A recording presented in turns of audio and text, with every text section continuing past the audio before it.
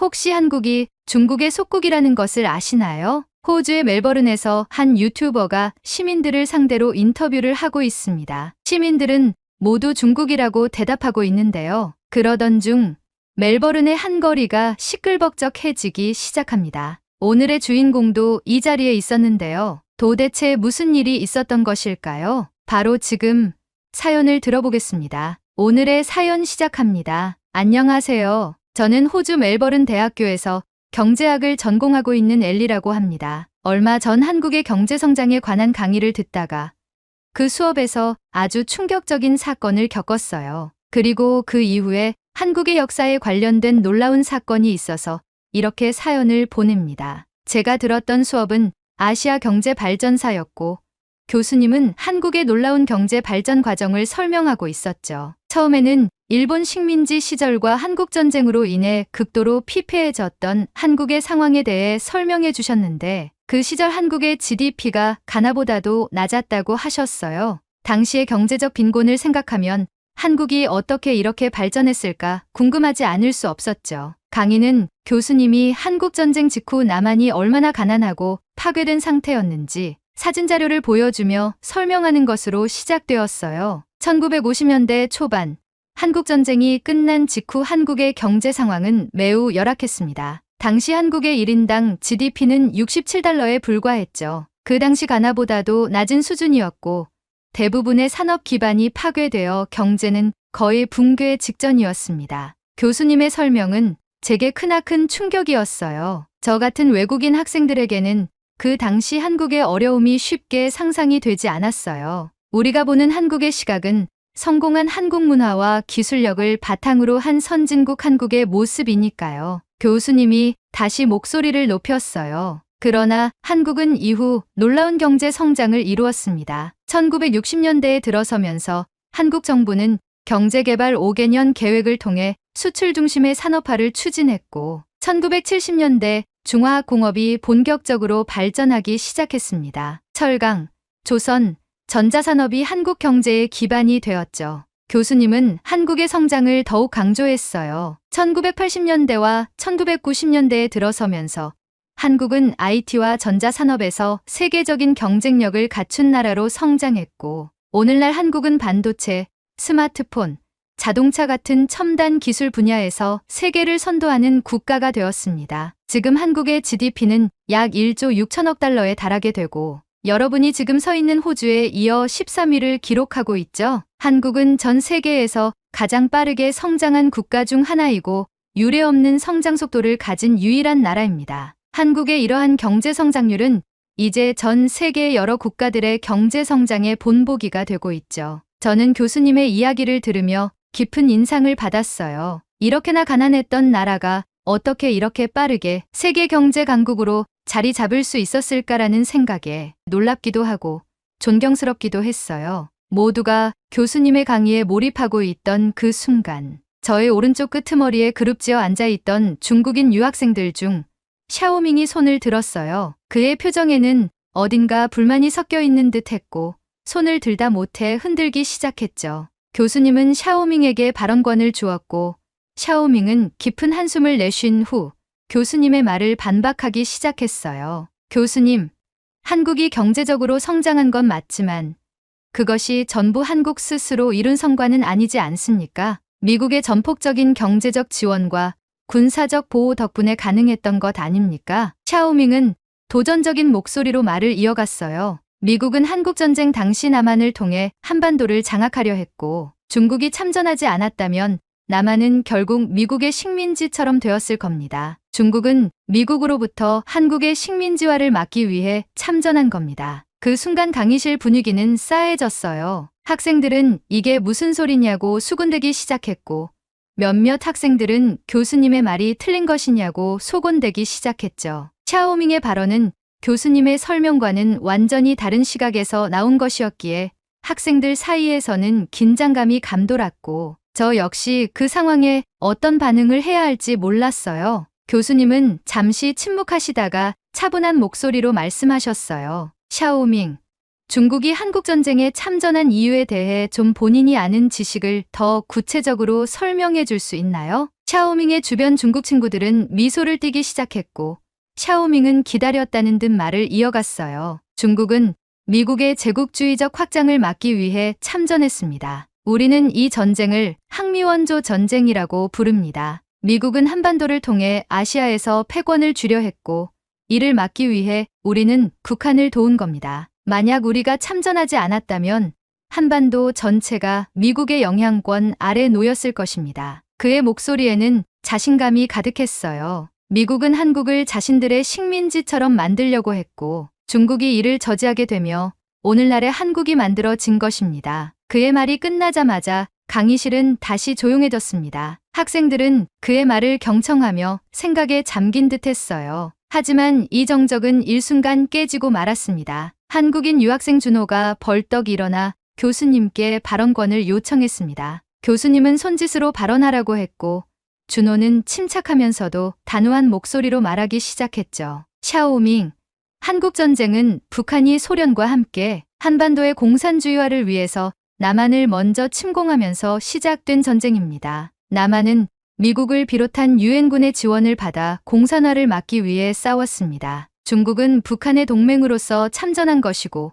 결과적으로 북한의 체제를 유지하게 만들었죠. 중국의 참전이 남한을 돕거나 한반도의 자유를 지키기 위해서였다는 주장은 설득력이 없습니다. 샤오밍은 준호의 발언에 바로 반박했습니다. 그건 한국의 시각일 뿐입니다. 중국이 없었더라면 한반도는 이미 미국의 손아귀에 들어갔을 것이고 지금의 한국은 존재하지 않았을 겁니다. 우리는 미국의 패권주의에 맞서 싸운 겁니다. 미국은 한국을 단순히 보호한 게 아니라 자신의 이익을 위해 한국을 이용한 겁니다. 준호는 그 말을 듣고 한숨을 내쉬며 차분하게 답했습니다. 하지만 중국의 참전은 북한을 지원하기 위한 것이었고 결과적으로 남한은 유엔군과 함께 공산화를 막아냈습니다. 남한의 경제 성장은 전쟁 이후 스스로 자립하며 이루어낸 성과입니다. 중국의 참전이 한국의 경제 성장에 기여했다고 보기는 어렵습니다. 강의실 안은 다시 긴장감으로 가득 찼고 교수님은 다시 중재에 나서셨습니다. 여러분, 지금 우리가 다루는 주제는 매우 민감한 주제입니다. 각자의 시각에 따라 의견이 다를 수 있지만 중요한 것은 역사적 사실에 근거해 논의를 이어가는 것입니다. 좋습니다. 여기 수업을 듣는 모든 학생 여러분에게 과제를 드리겠습니다. 이번 과제로 한국전쟁의 발발 원인과 각국의 참전 배경을 연구해서 보고서를 작성, 제출해 주시기 바랍니다. 개인적인 견해가 아닌 객관적인 자료를 바탕으로 제출해 주시기 바랍니다. 교수님의 말이 끝나고 샤오밍을 포함한 중국인 유학생 무리는 중국어로 무어라 중얼거리며 강의실을 나갔습니다. 준호도 아무 말 없이 가방을 싸고 강의실을 벗어났죠. 저는 두 사람의 논쟁을 지켜보면서 혼란스러웠어요. 무엇이 진실인지 그리고 각국의 시각이 얼마나 다른지를 알고 싶어졌죠. 수업이 끝난 후 저는 혼란스러운 감정을 느꼈어요. 중국인 유학생 샤오밍과 한국인 유학생 준호의 논쟁은 생각보다 복잡했고 무엇이 진실인지 확신할 수 없었죠. 교수님이 내주신 과제가 이 둘의 논쟁으로 만들어진 과제이다 보니 귀찮으면서도 짜증이 나긴 했어요. 양국의 다툼을 왜 굳이 강의실까지 끌고 들어와 싸움을 하고 다른 학생들에게 과제를 던져주면서 피해를 입히는지 이해가 가지 않았죠. 하지만 교수님이 내주신 과제이고 성적에 반영이 될 것이기 때문에 샤오밍과 준호가 밉긴 했지만 과제는 수행해야겠다는 다짐을 하고 하교를 했습니다. 집에 도착한 저는 중국과 한국의 역사 다툼에 대해 궁시렁거리며 침대에 누워있다가 과연 누구의 주장이 맞는지 한번 찾아보고 과제를 얼른 끝내자는 마음으로 컴퓨터 앞에 앉았어요. 저는 먼저 한국전쟁의 발발 원인부터 조사해보기로 했어요. 처음엔 어떻게 보고서의 초반부를 작성해야 할지에 대해 막막했습니다. 하지만 인터넷에서 논문과 학술 자료를 찾기 시작하면서 조금씩 퍼즐이 맞춰지기 시작했죠. 제가 찾은 자료들은 하나같이 1950년 6월 25일 북한이 남한을 침공하면서 한국전쟁이 발발했다는 사실을 명확히 하고 있었어요. 당시 소련의 지원을 받은 북한이 남한을 공격했고 남한은 유엔의 도움을 요청했어요. 그 결과 유엔군이 남한을 방어하기 위해 참전하게 되었죠. 이 사실을 바탕으로 저는 준호의 주장이 역사적으로 더 신뢰할 수 있음을 깨닫게 되었어요. 한국전쟁은 북한의 남침으로 시작되었고 유엔군의 참전은 남한을 지키기 위한 국제사회의 대응이었다는 점이 분명해졌어요. 샤오밍이 말했던 것처럼 중국이 참전한 것은 미국의 식민지화를 막기 위해서가 아니라 북한의 공산체제를 보호하기 위해였다는 점도 자료를 통해 확인할 수 있었어요. 중국의 시각에서 보면 한국전쟁을 항미원조 전쟁이라고 부르며 미국의 제국주의 확장을 저지하기 위한 전쟁으로 묘사하고 있었지만 제가 조사한 객관적인 자료들은 중국의 참전이 북한을 돕기 위한 군사적 개입이라는 사실을 더 강하게 뒷받침하고 있었어요. 중국은 1950년 10월 전쟁에 참전하여 남한과 유엔군이 북한을 완전히 점령하지 못하게 도왔다는 사실도 알게 되었죠. 이 과정에서 저는 중국과 미국의 대립이 한반도에서 어떻게 전개되었는지도 깊이 이해하게 되었어요. 미국은 남한을 지지하는 유엔군을 통해 한반도의 공산화를 막으려 했고 중국은 소련과 함께 북한의 공산체제를 지키려 했습니다. 이런 국제적 대립이 전쟁을 더욱 길어지게 만들었고 이로 인해 한국당은 폐허가 되고 있었죠. 또한 저는 휴전협정에 대한 자료를 찾아보면서 전쟁의 결과가 양측의 명확한 승리가 아닌 휴전 상태로 마무리되었다는 점도 다시 확인할 수 있었어요. 1953년 7월에 체결된 정전협정은 전쟁을 종식시키지 못한 채 한반도를 38도선을 중심으로 남북으로 나눈 경계를 그대로 유지하게 만들었고 그 결과 남한과 북한은 현재까지도 휴전 중인 갈등 상태에 놓여 있다는 것도 알게 되었죠. 이 모든 사실을 조사하면서 저는 샤오밍의 주장이 역사적 사실과는 어느 정도 거리가 있다는 결론에 도달했어요. 중국이 참전한 이유는 미국의 식민지화를 막기 위한 것이 아니라 북한의 붕괴를 막고 공산주의 체제를 보호하기 위한 것이었다는 점이 명확해졌죠. 반면 준호의 주장은 전쟁 발발 원인과 참전 배경에 대한 역사적 사실과 일치했어요. 샤오밍이 말한 미국의 식민지화 주장은 중국 내부에서 미국의 제국주의에 대한 반발에서 나온 것이지만 이는 당시 국제사회의 시각과는 많이 다르다는 사실을 깨닫게 되었습니다. 당시 미국은 한반도를 식민지로 만들려는 것이 아니라 공산주의 확산을 막고자 했던 냉전 구도의 일환으로 남한을 지원한 것이었죠. 게다가 중국 내에서 이러한 전쟁에서 자국의 우월함을 드러내고 민족의 단합을 고취하기 위해서 애국주의 성향이 강한 교과서와 왜곡된 역사를 다룬 영화들로 중국인들의 사상교육을 하게끔 한다는 것도 알았죠. 대표적으로 이름도 처음 들어보는 장진호, 지원군이라는 영화는 한국전쟁을 바탕으로 미국의 침탈을 막고 한국을 수호하려는 중국 군인들의 피땀 어린 전투와 희생을 부각시키는 영화를 중국 내에서 개봉하였고 이 영화들은 중국에서 1조 원에 달하는 흥행 수입을 기록했다는 내용을 보며 중국이 정말 자국 내에서 애국주의적 역사 교육만 주입하고 있다는 것을 깊이 있게 느끼게 되었어요. 조사를 마치고 나니 준호가 왜 그렇게 차분하면서도 단호하게 샤오밍의 주장을 반박했는지 이해할 수 있었어요. 그는 사실에 근거해 이야기하고 있었고 그의 주장이 더 신뢰할 수 있는 이유도 분명했죠. 준호의 말이 사실이라는 것을 확인한 후 저는 준호와 더 많은 이야기를 나누고 싶어졌어요. 한국전쟁에 대해 조사를 하면서 얻은 정보들이 준호의 주장과 일치한 점에서 내가 만약 준호였다면 저렇게 자신 있게 얘기할 수 있었을까 하는 의문이 들며 자국의 진실된 역사를 지키려 한 준호가 멋져 보였죠. 타국에게는 어떻게 보면 진지하게 생각할 수 있는 역사를 남의 일이라 생각하며 짜증내고 귀찮아하고 무시하려 했던 제 자신이 부끄러웠습니다. 반성하는 의미로 준호와 이야기를 나누며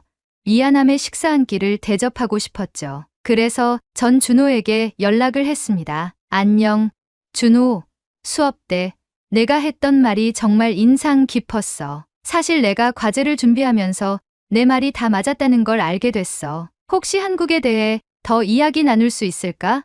밥 먹으면서 대화하면 좋을 것 같아. 준호는 흔쾌히 제 제안을 받아주었어요. 엘리, 고마워. 나도 밥 먹으면서 더 이야기 나눈다면 좋지. 멜버른 시내에서 만날까? 그렇게 우리는 멜버른 중앙 시계탑에서 만나기로 했어요. 약속 당일 저는 조금 일찍 도착해서 준호를 기다리고 있었어요. 센트럴 광장의 복잡한 풍경을 보며 한국전쟁이라는 먼 나라의 역사가 오늘날에도 이렇게 중요한 대화 주제가 될 수 있다는 사실이 새삼스럽게 느껴졌어요. 그때 갑자기 한 아시아인 남성이 저에게 다가왔어요. 그는 카메라를 든 남자와 함께 있었고 저에게 다가와 질문을 던졌죠. 안녕하세요.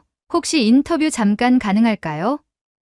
저희는 유튜버인데 질문에 대한 자신의 생각만 말씀해 주시면 돼요. 저는 조금 당황했지만 특별히 할 일이 없었으니 인터뷰에 응하기로 했어요. 그는 바로 질문을 던졌습니다. 혹시 한국은 역사적으로 어느 나라의 속국이었는지 알고 계신가요? 이 질문을 들으니 제 머릿속에는 샤오밍과 준호의 논쟁이 떠올랐어요. 저는 조심스럽게 답했죠.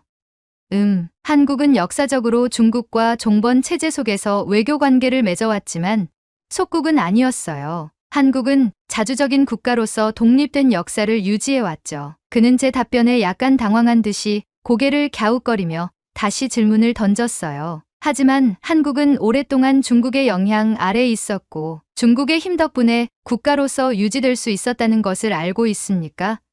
중국은 한반도를 보호해준 대국이었잖아요. 그 순간 저는 샤오밍이 떠올랐어요. 이 남자도 샤오밍처럼 중국의 시각에서 한국 역사를 왜곡하려 하면서 자신들이 원하는 답을 카메라에 담으려고 하고 있었죠. 저는 약간의 반감이 들기 시작했고 좀 더 확신을 가지고 대답했어요. 아니요. 한국은 독립적인 역사를 가진 나라예요. 중국과의 관계가 있었던 건 사실이지만 그것이 한국을 속국으로 만들었다는 정보는 찾지도 보지도 못했어요. 한국은 자주적인 나라로 지금까지 존재해 온 걸로 기억합니다. 그는 제 말을 듣고 잠시 멈칫하더니 저에게 웃으며 답했습니다. 아, 그렇군요. 당신은 그렇게 생각하시나 보군요. 감사합니다. 저는 이렇게 무마하려는 모습이 불편했어요. 그리고 불편함이 불쾌함으로 바뀌는 순간을 목격했죠. 유튜버는 카메라맨을 향해 손날로 목을 그으며 촬영 종료를 하라고 했고 카메라맨을 카메라를 내렸어요. 그러고 나서 카메라맨과 함께 제게 등을 쥐고 걸어갔죠. 그런데 그 순간 저는 그들이 중국어로 대화를 나누는 것을 들었어요. 중국어 특유의 오르락내리락하는 성조와 발음이 들렸고 그들은 제 쪽을 눈을 흘기며 대화를 했죠. 그들의 취하는 모션과 대화 내용이 마치 이런 말이 통하지 않네 라는 느낌을 주었고 그 모습이 너무 불쾌했어요.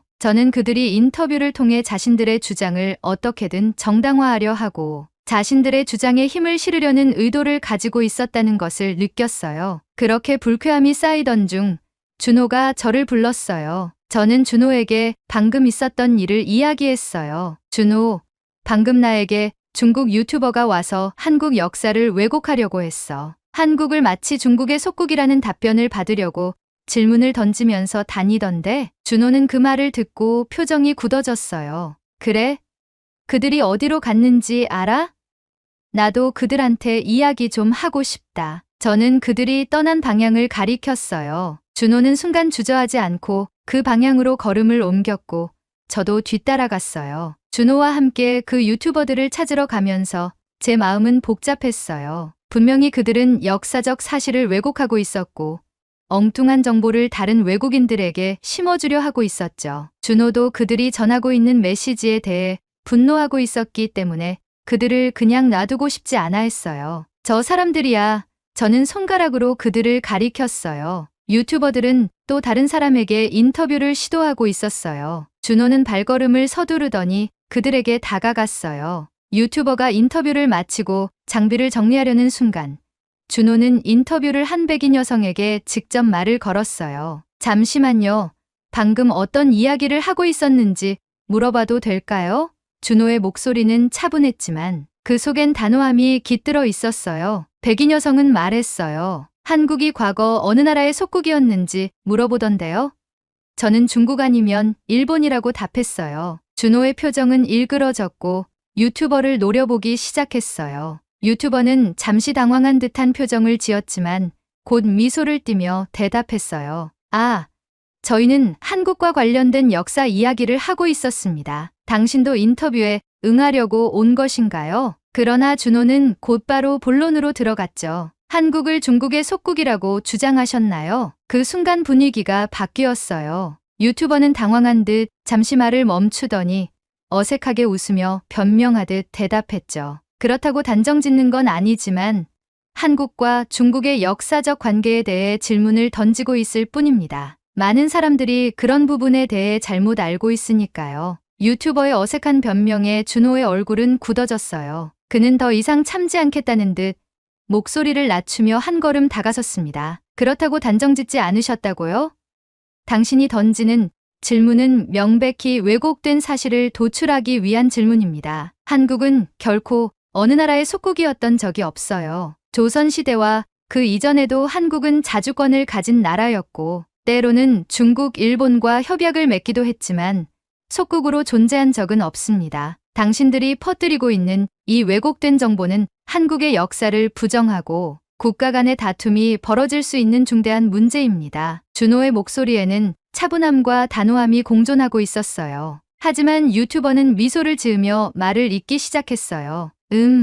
글쎄요. 역사적 관점에 따라 다를 수 있는 부분 아닐까요? 중국에서는 한국을 속국으로 간주해왔고 우리는 그렇게 배웠습니다. 중국의 역사 교과서에는 한국이 중국의 보호 아래 있었다고 기록되어 있어요. 우리는 그저 외국인들에게 조금 더 다양한 시각을 제공하려는 것뿐이에요. 그 말에 준호의 표정이 굳어졌어요. 그는 조금 더 날카로운 목소리로 대답했죠. 그건 중국이 자국의 시각을 왜곡해서 역사를 자신들에게 유리하게 가르치고 있기 때문입니다. 한국은 수백 년 동안 자주국으로서 독립된 왕조를 유지했으며 조선은 명나라나 청나라와 외교적 관계를 맺었을 뿐 속국이 아니었습니다. 한반도는 중국의 영향 아래 있었던 적이 없습니다. 왜곡된 시각으로 한국을 바라보는 건 중국 하나로 족합니다. 다른 나라까지 역사 논쟁에 끼어들게 하지 마시고 한국의 역사를 왜곡하지 마세요. 준호의 목소리에 분위기는 술렁이기 시작했고 주변에 호주인들이 더 많이 몰려들기 시작했어요. 그들은 준호와 유튜버 간의 팽팽한 대화를 흥미롭게 지켜보고 있었고 몇몇 사람들은 저에게도 다가와 속삭였어요. 싸우는 거야? 한국과 중국 이야기 같은데? 저는 대답했습니다. 네.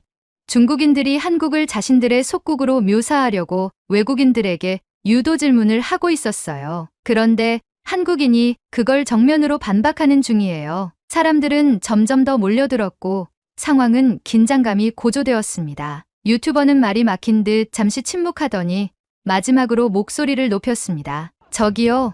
한국은 중국의 속국이었어요. 우리는 역사를 통해 배워왔습니다. 땅덩어리 작은 약소국인 한국을 중국의 선조들이 어루만져 주며 보호해 주었고 그 덕분에 한국이 중국의 그늘 아래서 무럭무럭 자라 지금까지 존재할 수 있는 거예요. 준호는 그 말을 듣고 더 이상 참지 않았습니다. 준호는 목소리를 높여 매우 단호하게 말했습니다. 중국이 계속해서 왜곡된 정보를 퍼뜨린다면 저는 이 행위를 SNS에 게시하겠습니다. 이제부터 당신의 주장을 촬영하겠습니다. 영상을 게시하여 전 세계 모든 사람들에게 알리겠습니다. 한국은 결코 중국의 속국이 아니었고 지금도 자주적인 국가로 존재합니다. 중국은 자신의 패권을 정당화하려고 역사를 왜곡하고 있는 거예요. 중국 유튜버는 얼굴이 붉어졌고 휴대폰으로 촬영하려는 준호에게 다가가며 하지 말라고 손바닥을 들었습니다. 중국 유튜버의 행동을 위협적으로 보였고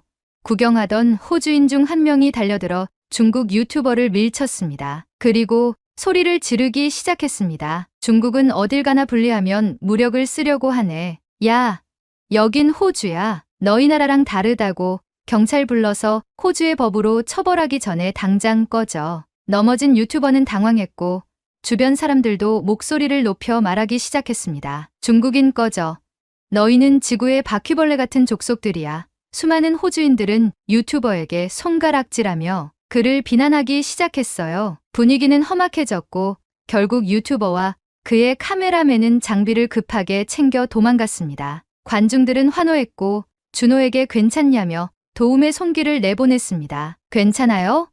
한국이 중국한테 질투를 많이 받네. 한국이 너무 잘나서 그런 거예요. 웃어 넘기세요. 준호는 고개를 끄덕이며 감사함을 표현했어요. 관중들은 준호의 옷을 털어주고 인사를 하고 자신들이 갈 길을 갔어요. 저는 준호를 챙기고 준호는 이렇게까지 상황을 만들어 미안하다고 했죠. 저는 괜찮다고 말하고 맛있는 거나 먹으러 가자고 말하며 준호를 이끌고 식당으로 이동해 자리에 앉았습니다. 주문을 하고 잠시 후 준호가 깊은 생각에 잠긴 듯 말을 이어갔습니다. 왜 중국은 자꾸 역사를 왜곡하려고 할까?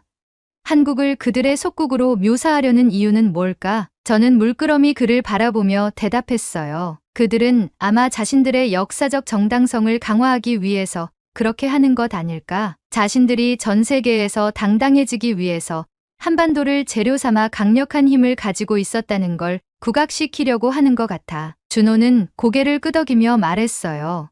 맞아. 중국은 늘 주변국들에 대한 패권을 자랑하고 싶어 했어. 한국전쟁도 마찬가지야. 중국은 자신들이 미국의 패권을 막기 위해 참전했다고 주장하지만 실제로는 북한을 지원해 남한을 침략하려고 했던 거지. 그들은 계속해서 자국의 역할을 미화하고 있어. 저는 그의 말에 고개를 끄덕이며 대답했어요.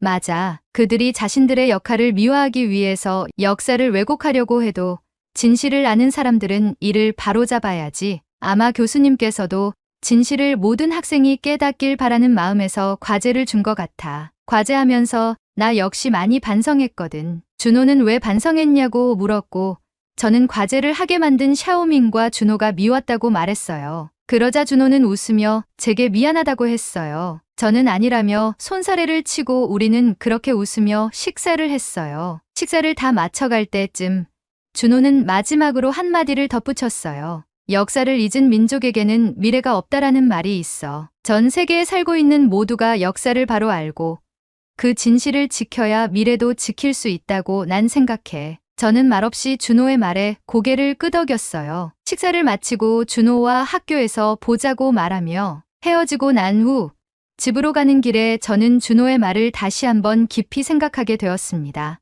역사를 잊은 민족에게는 미래가 없다라는 말이 계속 되뇌이며 왜곡으로 난무하는 역사 논쟁을 겪고 있는 나라들에 대한 갈등이 심각하다는 것을 느꼈죠. 이 사건을 겪으며 저는 역사를 단순한 학문적 호기심을 넘어서 진실을 찾아가고 밝혀야 한다는 생각으로까지 발전하게 되었어요. 한국은 일본과 중국 사이에 위치해 있어서 중국과 일본의 역사 왜곡에 시달린다는 말을 들었어요. 왜곡된 역사를 바라보는 여러분의 입장은 어떤지 궁금합니다. 그리고 모두가 옳다고 하는 진실로서의 발전을 위해선 각 나라가 어떤 목소리를 내어야 할까요? 아무쪼록 한국이 처한 역사 왜곡의 아픔을 잘 딛고 일어나길 바라겠습니다. 저는 한국의 역사를 믿습니다. 제 주변에도 퍼뜨릴 수 있도록 노력할게요. 한국 힘내세요. 오늘의 이야기 어떠셨나요? 중국을 향해 한마디만 하겠습니다. 그렇게 당당하면 중뽕 영화를 전 세계에 상영해보자. 오늘의 이야기에 공감하신다면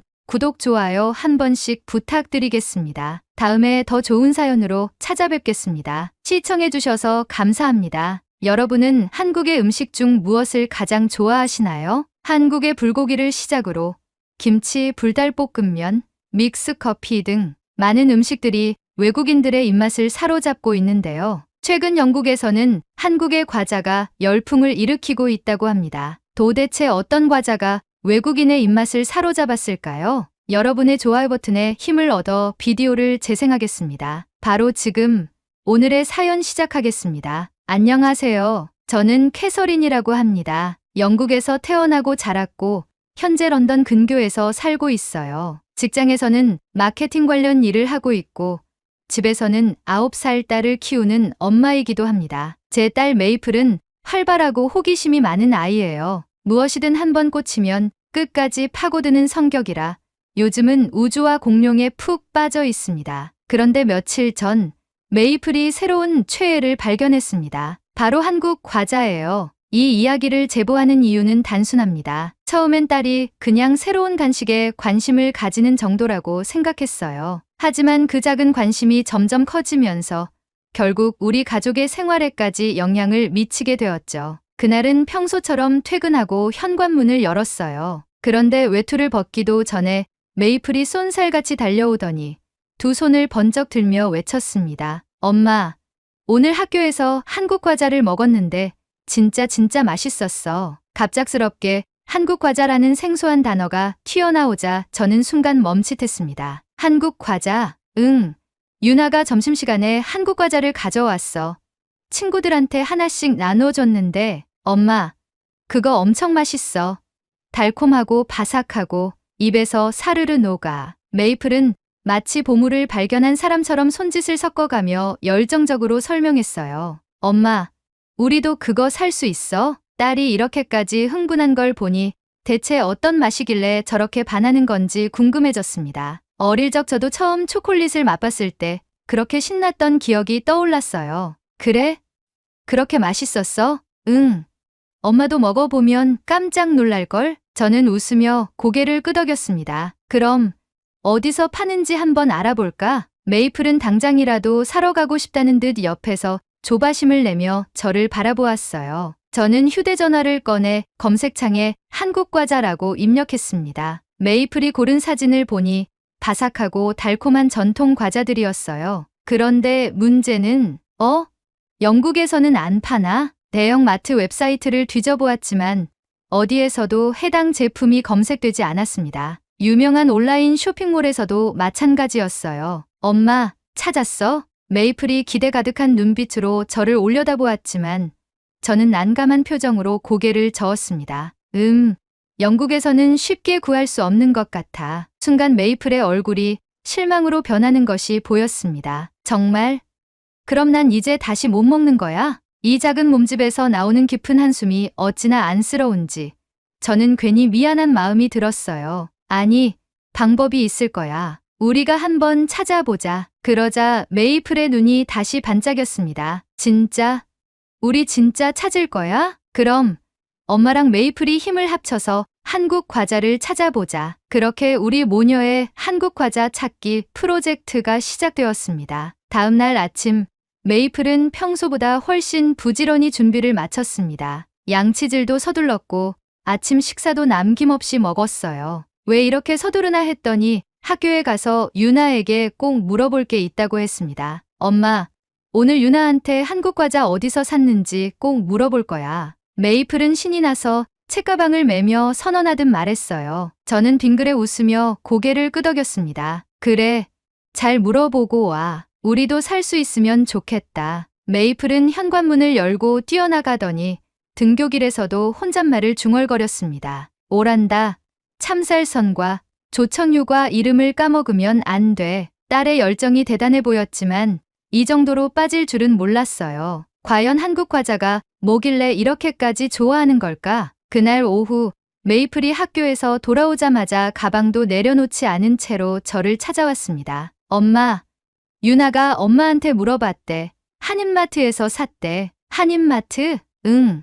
한국 사람들이 많이 가는 가게래. 거기 가면 한국 과자가 있을 거래. 메이플은 손바닥을 맞부딪히며 기뻐했습니다. 드디어 단서를 찾았다는 듯한 표정이었어요. 그럼 우리 주말에 가보자. 제 말이 끝나기가 무섭게 메이플은 자기 방으로 뛰어 들어가더니 종이 한 장을 들고 나왔습니다. 엄마, 여기 내가 살 과자 리스트 적었어. 종이에 또박또박 적힌 글씨가 눈에 들어왔습니다. 저는 놀란 눈으로 메이플을 바라보았습니다. 와, 이렇게까지 준비했어? 그럼 엄마, 우리 꼭 사야 해. 메이플은 진지한 표정으로 제 손을 꼭 잡았습니다. 저는 웃으며 딸의 손을 토닥였습니다. 알겠어. 이번 주말에 한인마트로 가보자. 하지만 이 작은 사건이 우리 가족의 일상에 어떤 변화를 가져올지 그때는 전혀 예상하지 못했습니다. 주말이 되자 메이플은 아침부터 들떠 있었습니다. 눈을 뜨자마자 거실로 뛰어나와 저를 깨우며 말했어요. 엄마, 오늘 한인마트 가는 날이야. 빨리 준비하자. 아침잠이 많은 메이플이 이렇게 일찍 깨우는 건 정말 드문 일이었어요. 저는 졸린 눈을 비비며 웃었습니다. 그래, 먼저 아침 먹고 가야지. 알겠어. 근데 빨리 먹고 가자. 아침 식사를 마치자마자 메이플은 이미 외출 준비를 끝내고 저를 재촉했어요. 저는 딸의 열정을 보며 피식 웃었습니다. 한국 과자가 그렇게 먹고 싶은 거야? 응.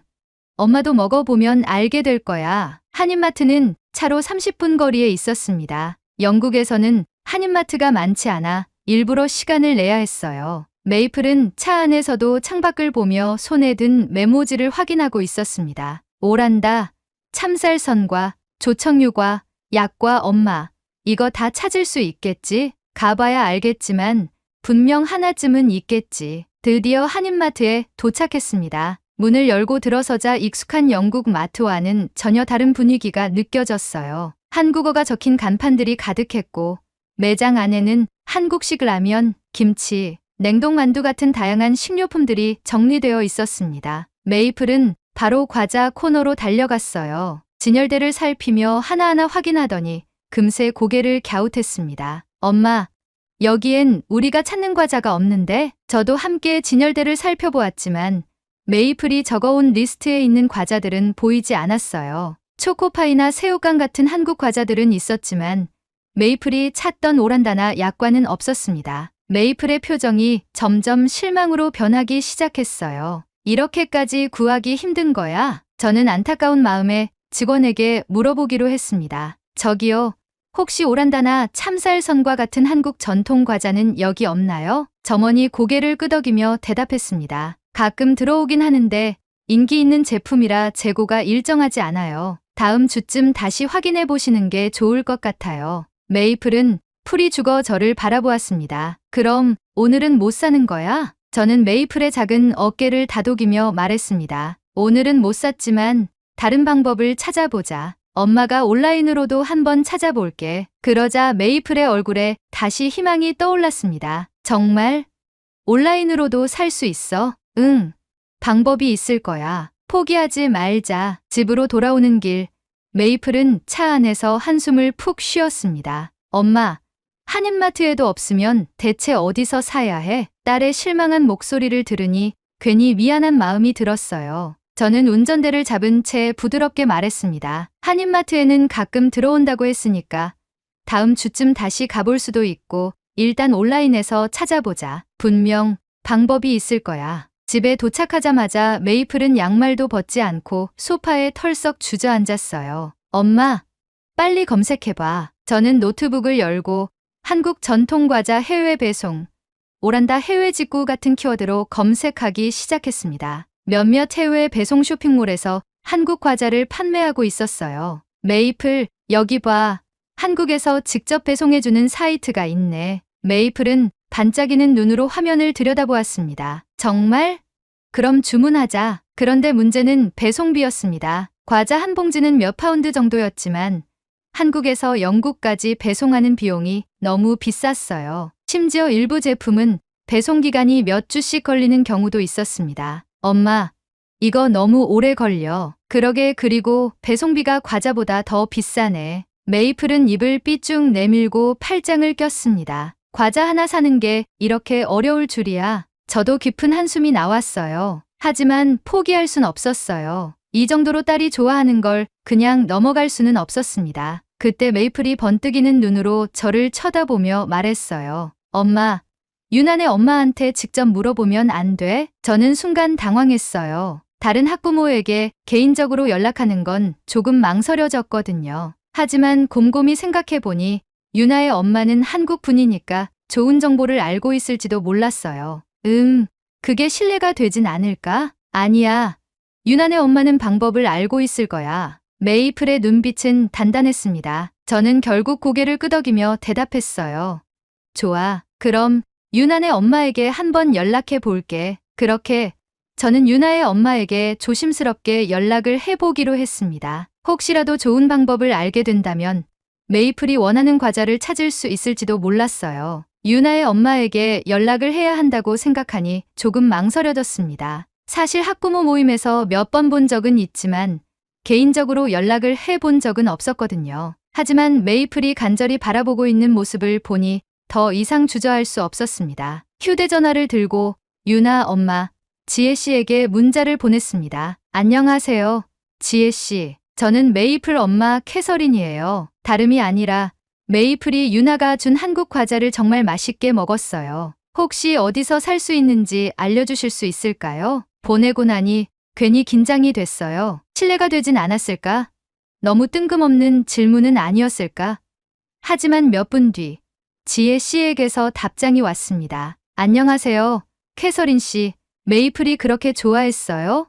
귀엽네요. 한국 전통 과자는 한인마트에서도 찾기 어렵죠. 혹시 이번 주에 시간 괜찮으시면 저희 집 근처에서 차 한잔 하면서 이야기 나눌까요? 뜻밖의 초대였습니다. 저는 조금 놀랐지만 감사한 마음이 먼저 들었어요. 네. 그럼 이번 주 금요일 오전에 괜찮으세요? 우리는 그렇게 금요일 오전 카페에서 약속을 잡고 만나기로 했습니다. 대망의 금요일, 약속 장소인 카페에 도착하니 지혜 씨가 먼저 와 있었습니다. 밝은 미소로 저를 맞이하며 손을 흔들었어요. 캐서린 씨, 반가워요. 저도요. 이렇게 만나게 돼서 기뻐요. 우리는 커피를 주문하고 자리에 앉았습니다. 인사를 나누고 본론으로 들어갔어요. 메이플이 한국 과자를 그렇게 좋아할 줄은 몰랐어요. 한인마트에서도 못 찾아서 온라인 배송까지 알아봤는데 쉽지 않더라고요. 그러자 지혜 씨가 웃으며 고개를 끄덕였습니다. 그럴 만해요. 요즘 한국 전통 과자는 해외에서도 인기가 많아서 쉽게 구하기 어려울 때가 많아요. 그렇군요. 그런데 한국에서는 흔한 과자인가요? 지혜 씨는 고개를 끄덕이며 말했습니다. 네. 어릴 때부터 많이 먹었어요. 특히 약과 같은 경우는 명절 때 자주 먹는 과자고요. 그런데 참 신기해요. 예전엔 외국에서 한국 전통 과자에 관심이 많지 않았는데 요즘엔 이렇게 찾는 분들이 많아졌어요. 저는 문득 떠오르는 게 있었습니다. 초코파이도 예전에 영국에서 유명해졌던 거 기억하세요? 네.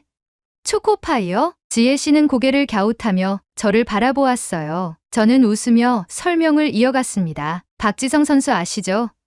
맨체스터 유나이티드에서 뛸 때 동료 선수들에게 초코파이를 선물했었잖아요. 그걸 선수들이 SNS에 올리면서 초코파이가 영국에서 갑자기 유명해졌어요. 지혜 씨는 흥미롭다는 듯 눈을 반짝이며 말했습니다. 맞아요. 그 덕분에 초코파이가 유럽에서 꽤 알려졌죠. 저는 커피를 한 모금 마시며 생각에 잠겼습니다. 음식이 문화가 되고 입소문이 나면 자연스럽게 퍼지는 거죠. 한국 전통 과자도 그렇게 될 가능성이 있을까요? 지혜 씨는 살짝 미소 지으며 말했습니다. 충분히 가능하죠. 메이플처럼 한국 과자를 좋아하는 아이들이 많아지면 자연스럽게 확산될 거예요. 그 말을 들으니 문득 기대감이 생겼습니다. 혹시 메이플이 시작한 이 작은 관심이 더 큰 변화를 만들 수도 있을까요? 그때 지혜 씨가 가방에서 무언가를 꺼냈습니다. 아, 이거 드리려고 가져왔어요. 메이플이 좋아할 것 같아서요. 작은 상자 안에는 오란다, 참쌀선과 조청유과, 그리고 약과까지 들어있었습니다. 이걸 저희한테 주시는 거예요? 그럼요. 메이플이 그렇게 좋아한다는데 그냥 넘어갈 수 없죠. 너무도 감사한 마음에 어쩔 줄 몰랐어요. 정말 감사합니다. 지혜 씨, 메이플이 보면 엄청 좋아할 거예요. 지혜 씨는 웃으며 말했습니다. 다음번엔 메이플이 직접 한국 과자를 만들어 보는 건 어때요? 그 말에 저는 눈을 크게 떴습니다. 직접이요? 네. 사실 약과 같은 건 집에서도 만들 수 있어요. 다음에 같이 만들어 봐요. 예상치 못한 제안에 저는 놀라면서도 흥미가 생겼습니다. 좋아요.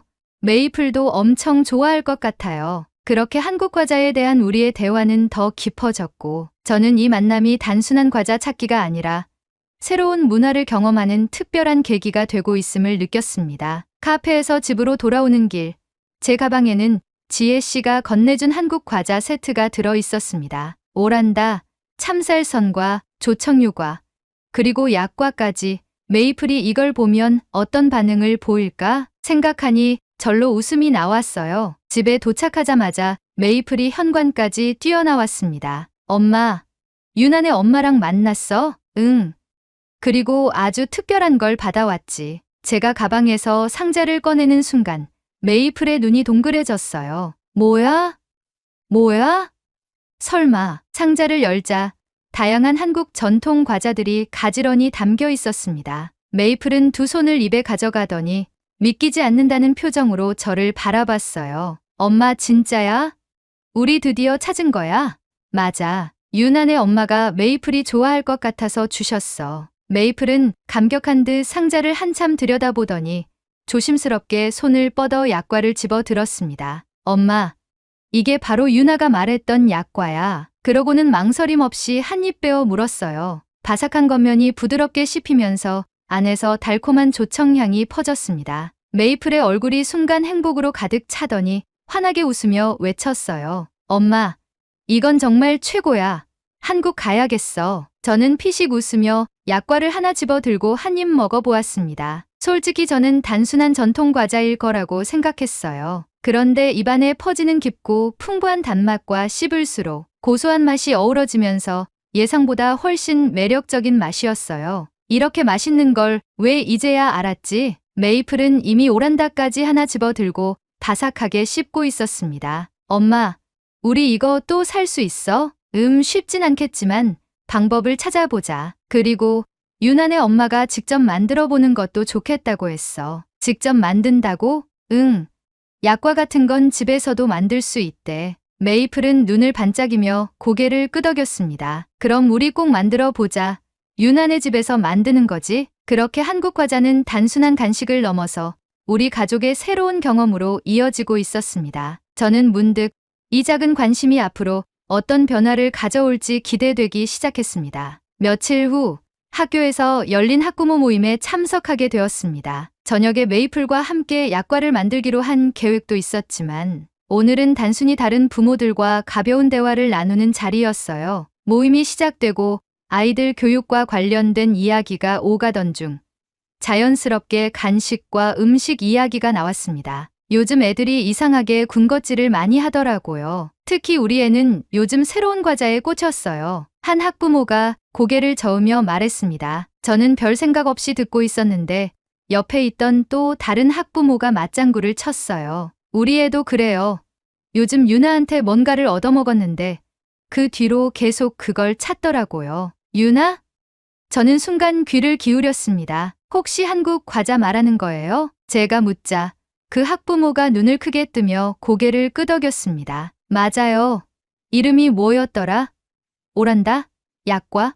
뭐 그런 거였어요. 이 말을 듣고 저는 웃음이 터졌습니다. 우리 메이플도 똑같아요. 한국 과자에 완전히 빠졌어요. 한인마트를 찾아가고 온라인 쇼핑몰까지 뒤져봤지만 구하기가 쉽지 않더라고요. 그러자 다른 부모들도 하나둘씩 고개를 끄덕이며 대화를 이어갔습니다. 맞아요.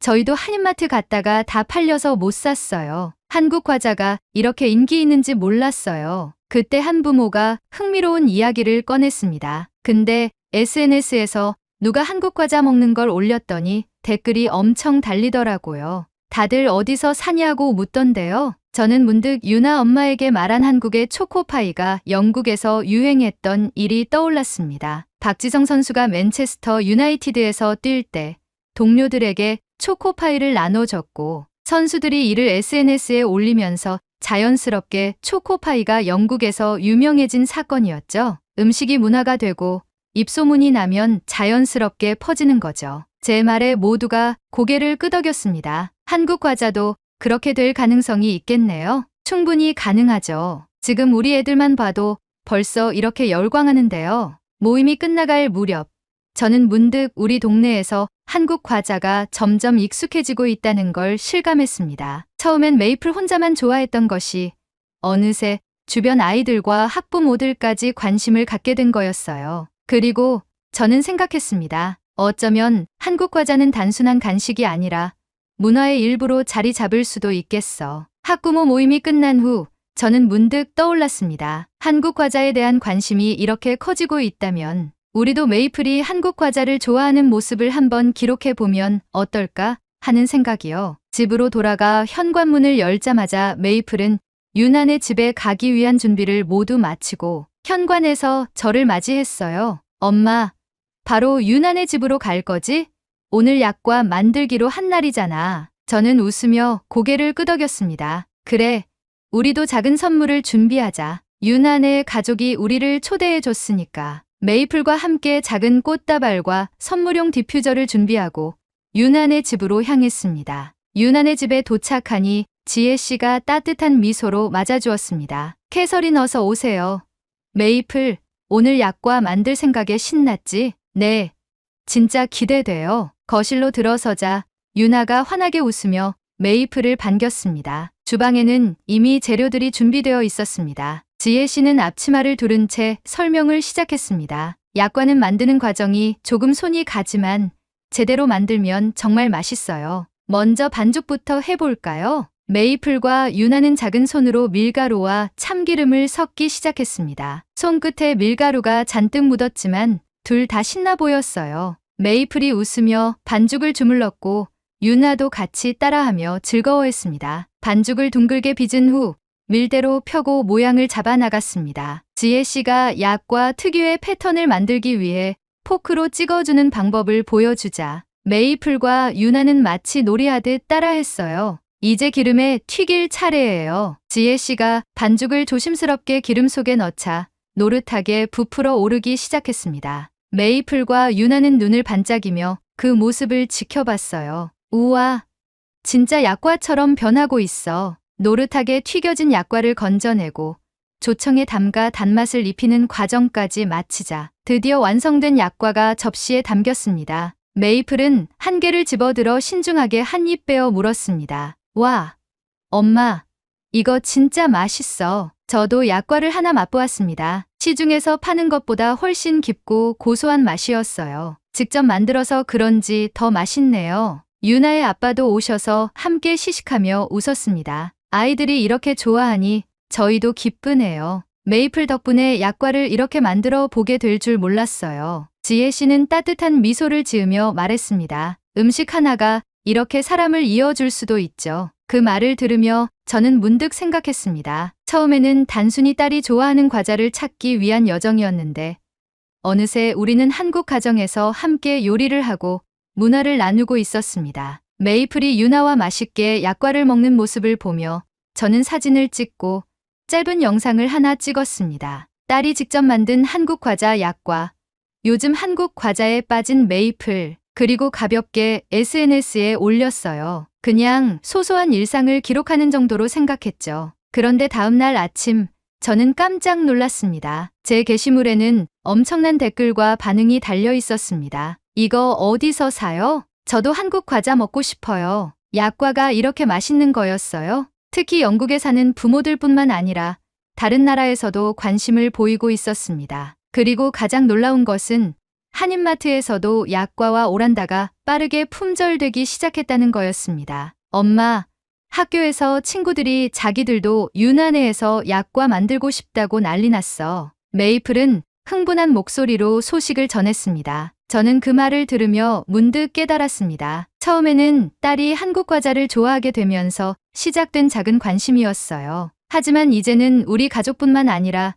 주변 사람들에게까지 영향을 미치고 있었어요. 한국 과자는 단순한 간식을 넘어서 사람들을 연결하고 새로운 문화를 알리는 하나의 매개체가 되고 있었어요. 메이플이 가방을 내려놓고 말했어요. 엄마, 우리 다음엔 한국에 가서 다른 과자들도 먹어보자. 그 모습을 바라보며 저도 활짝 웃었습니다. 그래, 우리 다음엔 꼭 한국에 가보자. 우리는 메이플이 방학을 맞이하면 남편과 함께 한국으로 여행을 가보려고 해요. 한국에 인기 있는 과자들이 있다면 추천해주세요. 메이플이 정말 좋아할 것 같아요. 벌써부터 한국 과자들과 한국의 음식들이 기대가 됩니다. 긴 글 읽어주셔서 감사해요. 오늘의 사연은 여기까지입니다. 저도 약과와 참쌀선과를 정말 좋아하는데요. 약과의 단맛과 참쌀선과의 짭조름한 맛이 궁합을 이루니 같이 드셔보시길 추천합니다. 여러분이 생각하는 최고의 한국 과자가